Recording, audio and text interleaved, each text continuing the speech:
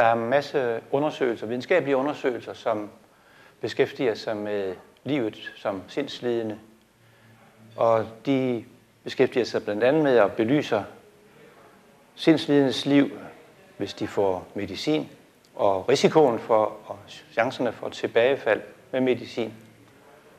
Og det er ca. 65%. Man beskæftiger sig også med at undersøge, hvad situationen er, hvis de sindslidende ikke bare får medicin, men også samtale. Så er der ca. 40% med tilbagefald. Og så er der også en interessant undersøgelse, der viser noget om, hvad der sker, hvis der ikke bare er medicinsk behandling og samtale, men hvis de pårørende også inddrages, altså pårørende, som så også får støtte og rådgivning. Og så er man helt nede på et tilbagefald på 9%.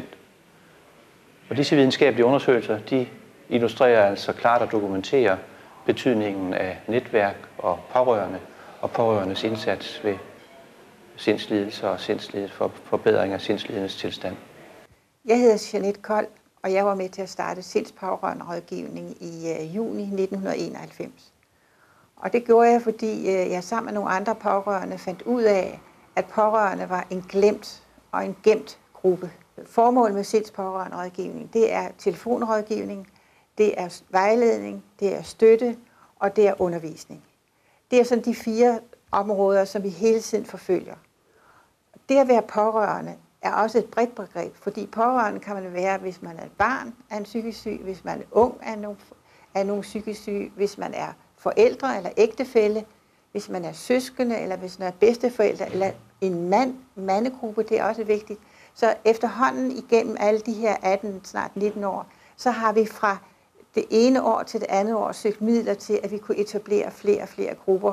Og til sidst har vi altså også fået seniorgrupper. Og seniorgruppen, det er sådan et helt specielt kapitel for sig.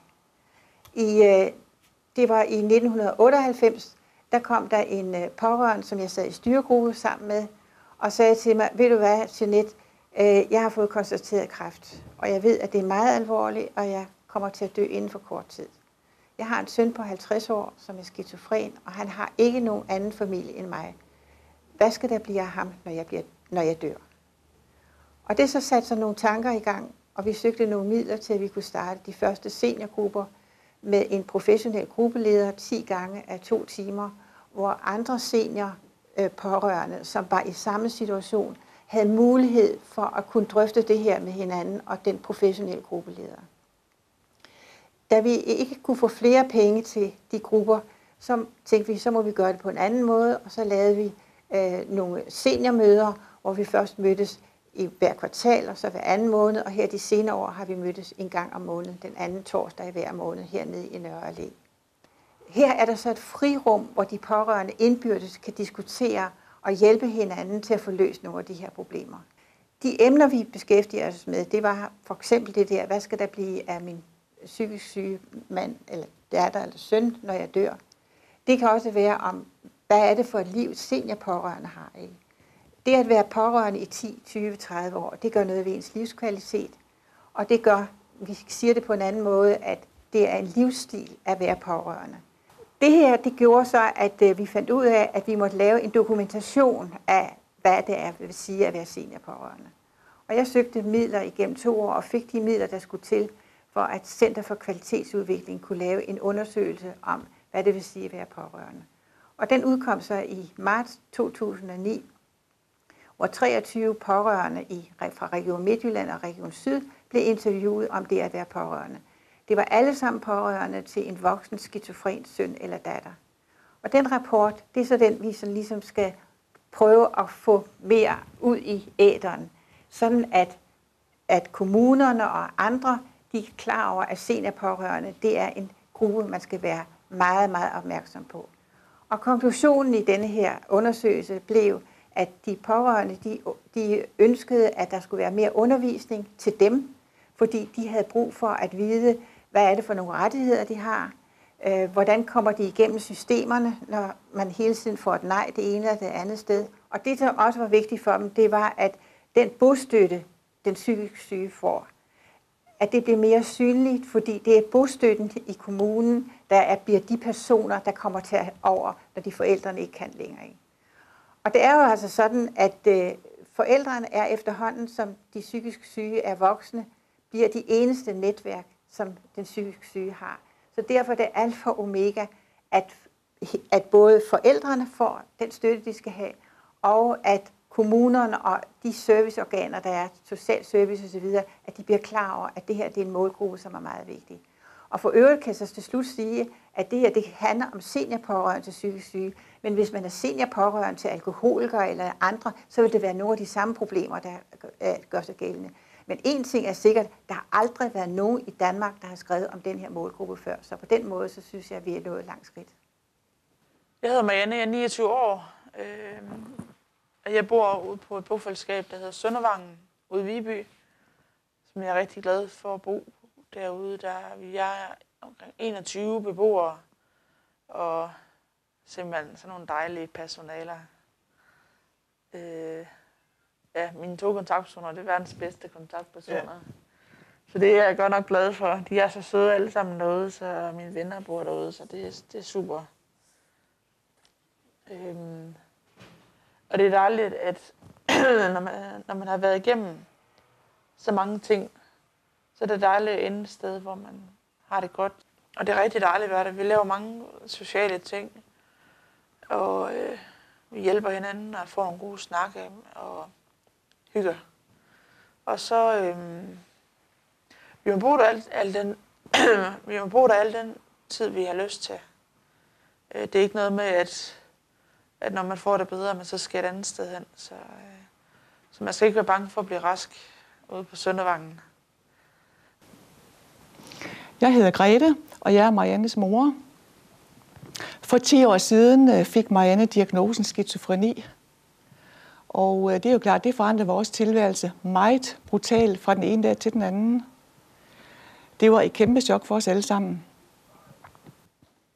Jeg er alene, og derfor stod jeg helt alene med alle problemerne omkring Marianne, med sorgen og med smerten og alt, hvad der til følger.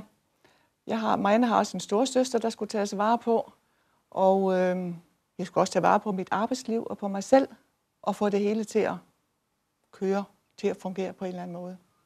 Det har altid været mit store mål at hjælpe og støtte Marianne så meget, som jeg overhovedet kunne. Kærligheden og respekten for hende og håbet har altid været nogle ting, som jeg har støttet mig til igennem alle årene. Håbet på, at Marianne skulle få det bedre. Kampen for, at det skulle lykkes for os igennem et langt forløb. At det måtte gå fremad, og Marianne skulle få et godt liv. Jeg har gjort meget for, at Marianne skulle få et så godt liv som muligt. Også et liv ude i det almindelige samfund.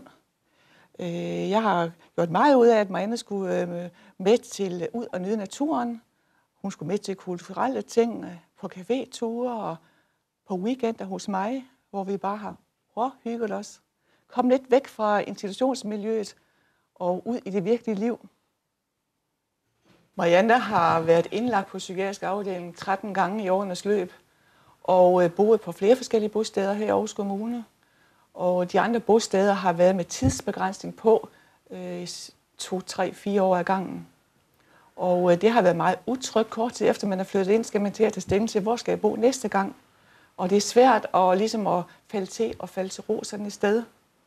Men efter Marianne kom på Søndervangen, er hun blevet utrolig meget tryg ved at bo der, fordi der skal ikke tages stilling til, hvor skal hun bo bagefter. Hun kan blive boende der resten af livet, hvis hun ønsker det. Og det giver en utrolig dejlig tryghed.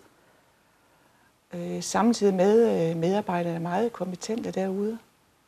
Og det har jo gjort, at Marianne nu heldigvis har fået det meget, meget bedre.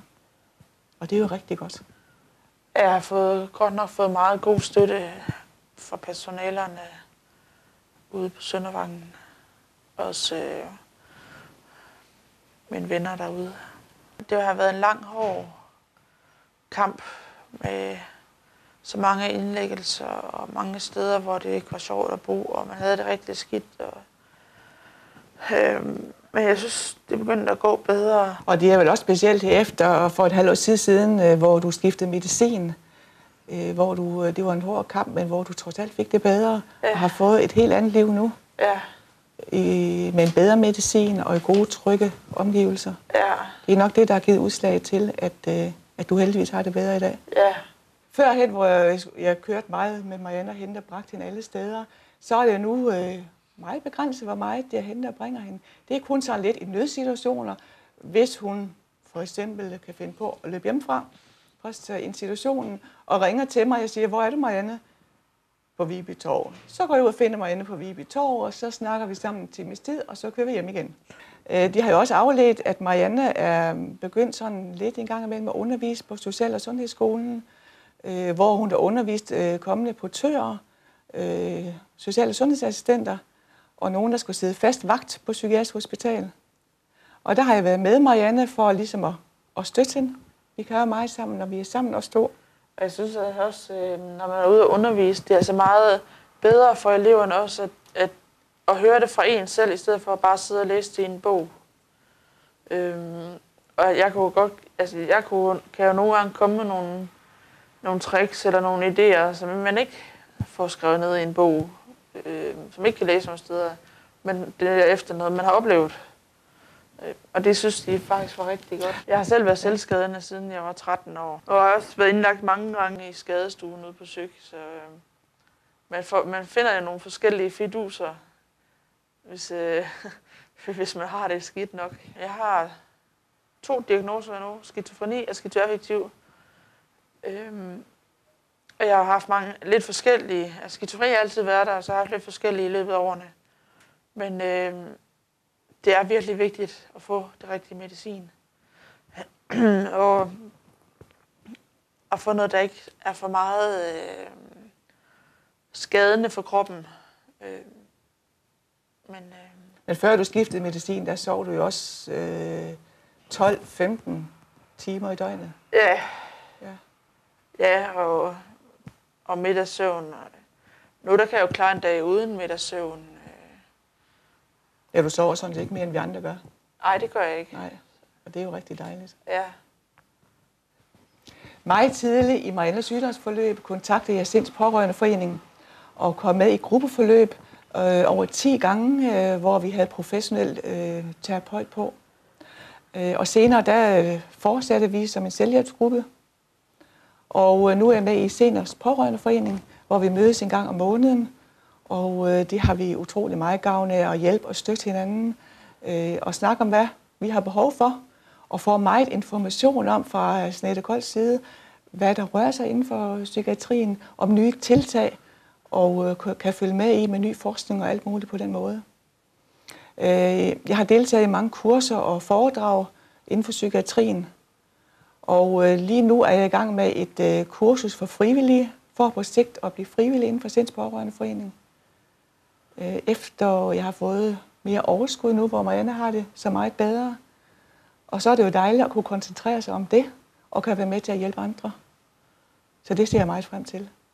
Til slut vil jeg lige sige, at det betyder så meget at have nogle gode pårørende. Så mig og mor, de siger til hinanden, at mor, hun er mit PN. Fordi når vi er sammen, så kan vi klare alt. Hun støtter mig, og hun hjælper mig, når jeg er nervøs, når vi skal ud og opleve. Hun er simpelthen guld værd, og jeg elsker hende simpelthen så højt.